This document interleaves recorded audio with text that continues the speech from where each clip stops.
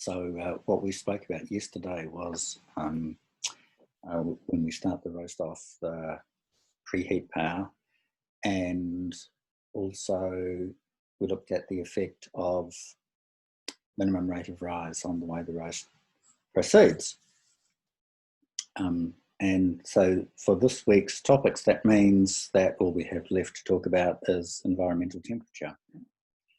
Now, environmental temperature did used to be a little bit more of an issue, but I've actually just released today officially the firmware update that modifies cool down so that essentially we're getting the machine cooled right back down to the same state at the end of a roast as it was at the start of the roast, or at least close enough that we can go on to the next roast without having to wait or have any sort of worry about cool down between roasts.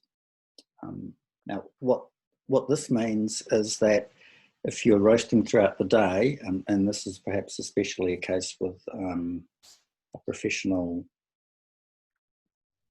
doing sample roasting, you might be doing your first roast at 8 o'clock in the morning, and then you might want to do another one at 11 o'clock and another one at 2 in the afternoon. And unless you're certain you're going to be turning the roaster off for 2 hours, you're best just to leave it on, and it'll look after monitoring room temperature itself. So essentially the roaster is adapting to the room temperature now pretty much as well as it can, and it should eliminate all differences. So Wayne, when you're roasting up there in nice warm Auckland weather, and I'm roasting down here at 5 degrees, we should actually still be getting a perfectly comparable result coming out. There will be a slight difference in that when I go into cool down, my beans are going to cool down a little bit cooler than yours, because we simply can't get them cooler than ambient room temperature. But they will have been through the same roast profile, and both roasts will set off and follow the profile pretty well equivalent, because of all those changes that the machine is making as it measures the environmental temperature. So because we've really got that cool down now happening pretty well perfectly, we probably don't really have to worry too much about environmental temperature. Certainly if it gets too cold, the machine will complain, because it knows it just really doesn't have the power to heat sub-zero air. If that's the case, if I know we had an occasion where John was doing a demonstration in Nelson during the winter, and he took the machine out of his car, brought it inside, and it complained that it was too cold because it hadn't had a chance to warm up to room temperature, and it had been sitting out in the car in a frost. So yes, sometimes you do need to give it a bit of time to come. It is best that you don't move it from a cold place to a warm place without giving it, well, ideally a couple of hours, but at least a quarter of an hour to come to some sort of equivalent with the environment. And that pretty much wraps up what I want to say about that, which means we've pretty much wrapped up the curriculum topics for this week. And so we can move to a kind of an open forum approach for the rest of today.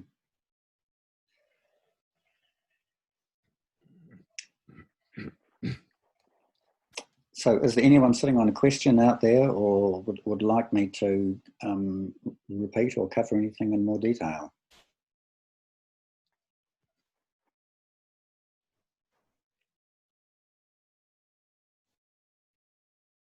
I haven't had chance to look at the video from yesterday, so I don't know what you covered yesterday. Oh, okay. Well, just very briefly, there was discussion of using preheat power and how that affects the start of the roast. So we really looked at that start of the roast process, and then we looked at how minimum rate of rise also affects the ability of the roaster to follow the profile. So it was really just a discussion of those two things. So I suppose I've got a general question about when you see the actual rate of rise. To me, it looks absolutely awful. It's not following the line at all, but you two seem really happy with them.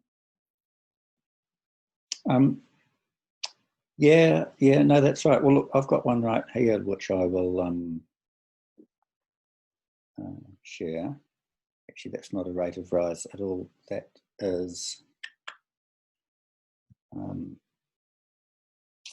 something that we're not interested in at the moment, which is voltage. So, yeah, essentially, let me just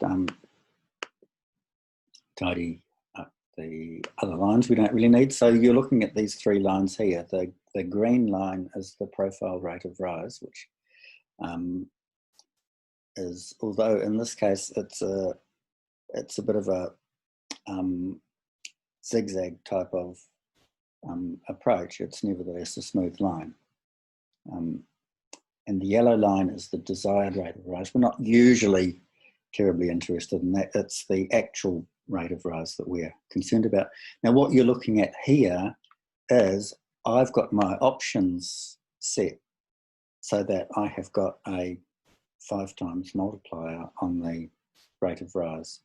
Now, if I made that 15 times, for example, then it would do that.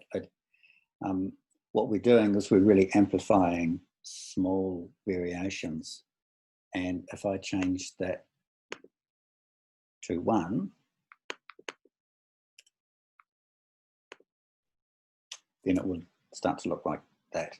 So it really does depend on what is your Y scale, because obviously we are not going to have a perfectly straight line. And the more you amplify the Y scale, the more you start to see small variations as big variations. And also I have got in my options setting, I have got a 20-second smoothing. If I get rid of that by putting the 1 in there, then you see a whole lot more action going on in and around the line. The roast control system cannot follow the line perfectly because there are random effects going on. Well, they're not really absolutely random, but there are effects going on caused by the fluid dynamics of the beans in the roaster and the way they interact with the probe. And so they're going to cause some of these oscillations that you are seeing are caused by nothing more than the bean oscillation. So if I put those back to the values that I normally have on, which are 20 and 5, the 20-second smoothing gets rid of some of the 20-second oscillations of the bean mass, which is a fluid dynamics thing. And of course, we're not really interested in it. We're really only interested in the average, what's going on for the beans. But we're still seeing swings here. And when we look at power, you'll see that some of those swings are connected with power. But interestingly, this profile has got a power profile section in it. And you look at that section running through there, the power going into the roaster did not oscillate. It wasn't responding to the changes. And yet you look at the oscillations in here, these oscillations are caused by the beans swirling around and doing their thing. And so there's really nothing we can do to avoid that. It's a natural part of the system.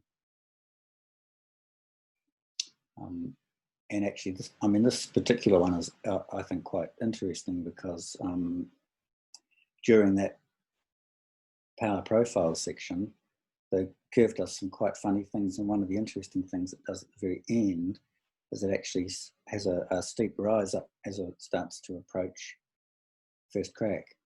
There's absolutely nothing in the power to cause that. That's the beans doing that. So yeah, basically, you're right. That's what we get used to looking at, that much wiggle. And of course, we are always looking, is it a bigger wiggle than it should be? Because when you see a great big dip, you go, oh, that's a bit of a crash in the roast. But it is a matter of becoming familiar with the amount that is normal before you really can pick something like that and go, oh, that's a fault or a defect in the roast, shall we say. Don't know, do you have any other comments to add to that, Wayne? It's quite an interesting sort of topic. I mean, it is certainly from a scientific point of view. You look at a graph like that, and it's quite horrific, really, isn't it? It's by no means exactly following the line. Yeah. So Chris and Justine, absolutely. I mean, Justine, if you look at that, you know, everything that we've tried to do with our temperature and our profile, and I'm talking about the red line and the blue line, and kind of following that has always been, let's try and follow that as close as we possibly can and as perfect as we possibly can. And then we look at our rate of rise, and we look at that, you know, we look at our actual rate of rise, and we see that it's not following, it's kind of all over the place. And Justine, you're absolutely right. You know, you would almost expect it to be a straight line, because that's effectively what you would want if everything that we're doing is trying to match. The biggest problem is Chris is absolutely right. We can't really get that red actual ROR line to be straight. And that's because your beans are just doing weird things inside the roaster. So, you know, if we had the system measure average amounts of ROR in a space of like 1 second or 1.2 seconds, for example, we'd probably get a smoother curve. But in saying that, that's unrealistic. So you'll generally find that curve kind of move around like that. Chris is absolutely right. And Justine, what you should look at, so if Chris can go to kind of on the actual ROR, he can go to kind of 5 minutes, and he can show you that huge kind of decrease at 5 minutes. So that's something that we would look at. So if you look at that and you go up with that and you look at the actual profile, you can see that something happened there at the actual profile that dropped the profile below the line. Now that could be a problem. What could that be? Could that just be the bean itself? Could that be a inclusion of that power curve, that wasn't the issue? Could it be that we switched on a couple of other things in the house and it just drew a lot of energy? But then we'll typically see that in the power curve as well, or the kilowatt curve. But effectively, big decreases and big increases in our ROR, that's what scare us. Now, that could just simply be, quite honest with you, that could just simply be the bean that is really, really old and it's got nothing to give to the roast. So it's not reacting the way that it should react. Now, the same thing would happen in if you had a coffee that was really, really, really full of moisture. So coffee that was sitting at like 35% moisture almost, okay? Is you would have the same type of varying oscillations, because the ROR there is just not going to act the same as the ROR that is at a bean carrying 8%. It means your entire curve would be completely out. So if we had to look at first crack and we had to look at that dip there, that crash and that flick, that's what we worried about at the end of the profile. And almost that's why we would put a power curve in to try and force the coffee to kind of go over that and to not crash and flick like that. But we're not. In this case, with this profile, the bean is really crashing. So the exothermic energy is releasing, and the bean, the ROR is just saying, whoa, boom, I'm all the way down, I've crashed. And then what the profile tries to do is it tries to flick it up, and the bean almost tries to gain that momentum again, but it's way too late. That direct, that aggressive drop in ROR has really just cancelled out any and all flavor or any positive flavor in the bean. And when I say cancel out positive flavor, with a coffee like this, we're probably looking at something that's beautiful and floral, and we're looking at that point with that first crack to get all our beautiful floral acidic flavors coming through, and that's just dumbed it down. So, you know, that ROR, that actual ROR is a difficult thing to get straight on the line, but huge oscillations in that scares us. You know, you'll start to get kind of used to what that should look like, you know? You almost take me, two that rulers. is huge oscillations. Oh no, that is huge oscillation. I mean, if we look at the 5 minutes, we look at the 7.5 minutes where the first crack was, that's huge oscillations. I mean, that's not nice, you know? But you can clearly see that something either went wrong with the profile there, or something went wrong with the bean there, or something went wrong with the amount of energy we applied to it. So, i.e., there could have been something wrong with your main energy coming in. So the fact that Wayne, there's definitely no issue with the voltage coming in at that stage. Yep. There we go, Chris. It's nice. These beans are Indian Plantation B. Yep. And one of the things that's very, very noticeable about them when they come out of the roaster is that some of them haven't even hardly cracked at all. And some of them are showing almost a scorched blackness on the outside. That there's a tremendous range. I don't think they're terribly well graded, is my hunch here. Well, I would say exactly that, Chris. That would go down to profiling and processing of the beans. So, if we look at that, that graph again, and we see that there's no huge oscillations in it, no huge dips in it, then we can only assume that it is the bean.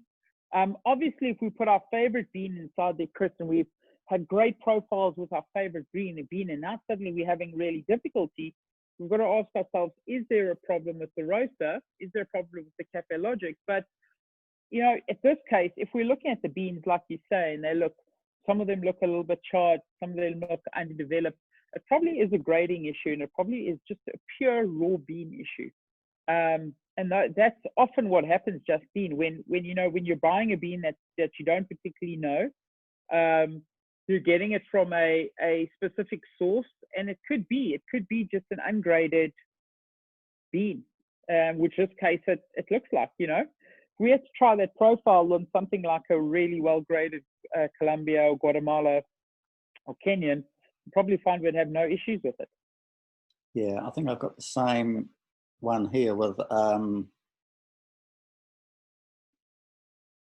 So what would be handy is if you could do some photos of some beans at the different stages, so some that have been scorched, underdeveloped, perfect, cracked, not cracked, just so that we can get our eye in for looking at them. Absolutely, Justine. We could definitely do that type of stuff. Yes, you're absolutely right. We could do that type of stuff just to make sure that we can get our eye in, and to make sure that we're happy with kind of what our discussion is now. And I think Chris and I will work on that. I'll certainly work on that, Justine. I've just got to get my hands on some really bad graded coffee, and we can play around with that. I could actually today be getting a little bit of Indian coffee, and that's my understanding of it is it's really badly graded. So I could do a couple of sample roasts, and we could maybe discuss it. In saying that, it could be really nicely graded, and you know that the roast will be in vain, you know. But we should definitely do something like that, Justine. I mean, it'd be good to have examples of the good roast as well, so even colour, showing what, when you talk about a split bean, a cracked bean, what that means. Okay, 100%. We could do that. I'll try and put some coffee through the KAFFELOGIC, and typically what I do is I take something like the 1,500 to 2,000 profile, and I'll put something like a Brazil through, and hopefully that burst of energy in the beginning will just start us scorching, kind of tipping our beans in the first couple of seconds. So hopefully I can get those results for you, Justine, and we can start to show you what we mean by those defects, and how they play a role kind of from the process. Oh, sorry, from the profile perspective. Yeah, I'll definitely do some work, Justine, on that. Okay. That Chris has just brought up another profile. I mean, and look at that. That same profile. That's got the same. This is the other one, eh, Chris? Or is this still the one that we had on before? This is the exact same profile, but these are Columbia Excelso beans. Yep. They're a little bit better graded, and you can see that oscillations are just a little bit tighter. You know, the whole thing's just a little bit more controlled. 100%. Justy, if you can just kind of draw a comparison of the two, you'll see exactly what Chris is talking about with the tightness of the actual ROR. And then look, there's still a dip in it around about that 8-minute mark. And that dip can be slightly worrying. But I think that dip is a leading of that profile. Yeah. You look at what the ROR in the profile is doing. That dip is actually following the profile. Like that dip the profile. That dip has been asked for. Absolutely. It may be scary. So, no. It has been asked for. That's perfect. That's perfect, Chris. So Justine, just to reiterate, if you didn't see that dip in the ROR, so the profile ROR has got a huge dip around about 7 minutes 20. It's got like a huge dip. And if you have a beautiful straight line there and you have no dip in that, and that profile, the actual ROR is still doing what it's done there now, that would be an example of something going completely and utterly wrong. So that would be an example of like a crash and a flick out of first crack. But Chris is absolutely right. If we look at that profile and we look at what the profile ROR is doing, the rest is actually just following and responding to it as it's desired to, you know? Yep, 100%, Chris. Yep. So in fact, if we had kept that power profile going, then this green line effectively would go nice and smooth out there, and what's happening here, you wouldn't see that crash. That crash is caused by this huge reduction in power, which is caused by the roaster trying to follow the profile. Yes, you're right, 100%. 100%. So it'll be nice to see if we could put that power profile on, what those oscillations will do, and if they meet, and then we could look at it and say, well, that's actually a great profile. If you think about it logically, you know, that could be a very nice profile. It still worries me why the temperature is still under the curve, around about that 5 minutes kind of 40 mark. But that could just honestly just be the bean. Could honestly just be the bean that's just not responding how we like it to respond. I think it is, because see, the power's just going steadily up, and the area under the curve finally kind of, you know, gets there. So I think this whole dip, as you say, it is just what the bean's doing. Yep, it's just how the bean's responding to the profile. You'll find if you had a different shape profile, the bean would respond a lot better to that. The Columbia just responds differently to the profile, you know? Yep.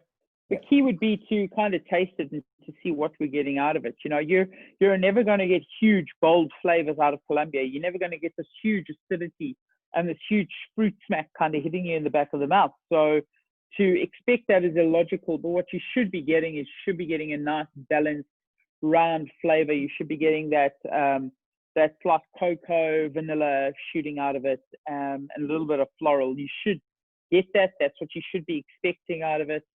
And you should receive it even with this profile.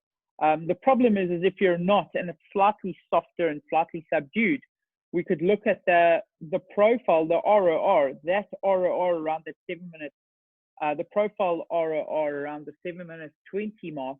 That could be the issue to cause those flavors in the profile. Yeah. So we'd have to then readjust the profile. Is killing flavor. That's killing all the flavor. Absolutely. It's killed all the flavor. You've effectively worked hard from 3 minutes to 7 minutes. You've worked so hard to gain flavor, and now you suddenly kill it in a space of 30 seconds or 40 seconds, you know? Yeah. And that's how finicky coffee can actually be, you know? So we got to look at that and wonder why that is there. If I had to put a coffee like a big, bold Costa Rica in there, for example, a coffee that I've tasted and I've gone, oh my word, there's just way too much flavor. It's too intense. using a profile like that in something like that could just remove a bit of that intensity. But if that's what you want, if that's what you like, absolutely perfect. But you've got to be careful that with removing some of the intensity, you're also removing some of that beauty and some of that beautiful flavor.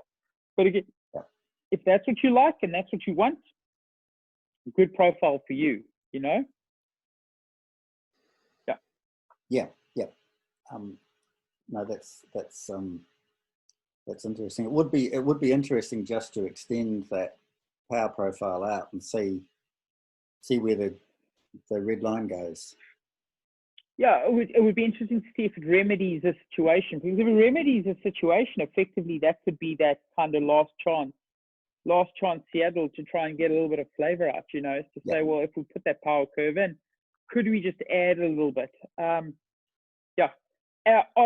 a Colombian or on that Indian or whatever it is we're trying to. I can guarantee you now, if that was that Indian, we put that Indian coffee in, and it was an issue with the coffee, we'd definitely not get good flavor out of there. We'd get a very soft, subdued flavor. That would almost be tea-like, you know, which is, no one wants that in their coffee from a flavor perspective. So yeah. Yep. Cool. 100%. Do we have anyone else with a question, or we could just about wrap up for the day? Chris, just to touch on what Justine said, I think it would be a valid kind of training tool to maybe put together things like that, you know, that tipping, that the defects that we find within coffee, and also the positives that we find in coffee, which is like things like, you know, first crack and what coffee actually looks like, cracked and non-cracked, you know. So I think it's maybe something for us to work on with that, you know. Yep. We could make almost like a wheel, like a flavor wheel almost. Absolutely. With all the photos on it, couldn't we? Could be quite nice. Yeah, just something nice to add, you know, that yeah, absolutely. They'll just give us extra reference. Absolutely. Yeah. Thank you, Justine. Cool. Okay. Well, anyone else for anything else? Otherwise, I will